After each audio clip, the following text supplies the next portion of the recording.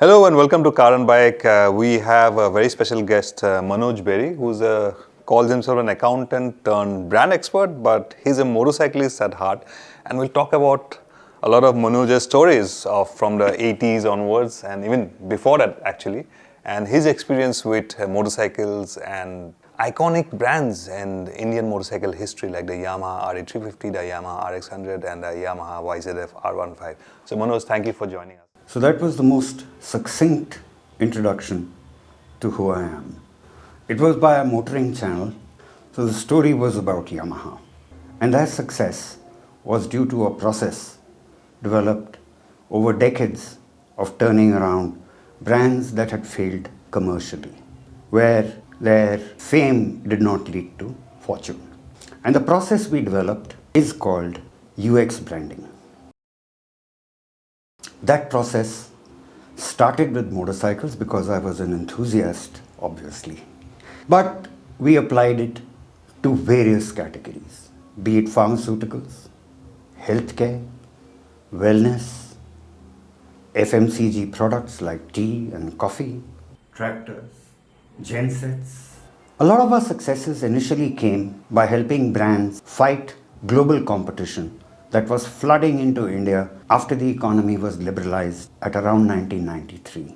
But very soon, we got an opportunity to test it for an unknown Indian brand in foreign markets. And we took VLCC to the UAE, where it was unknown, and made it win, both in terms of fame and fortune. So although VLCC is by no means as famous a brand as the ones that you can see on our website, www.mbrand.in. It is possibly one of the proudest moments in the life and times of Mbrand, and for me personally, because to get this success done, I had to take over as temporary CEO. Once it was completed, VLCC took the brand across to Singapore. In 2023, gains of VLCC's profitable export-oriented expansion was brand asset value. That value is the measure of a brand's power over consumers. It's the reason that made Tata buy Jaguar Land Rover. But today, Indian brands are facing a far more powerful challenge because the Indian government, in response to Donald Trump's tariff wars, has had to reduce duties substantially. So the protection that Indian brands had so far, ever since independence, is almost gone. The result? Indian consumers will be getting global brands with superior performance at substantially lower prices.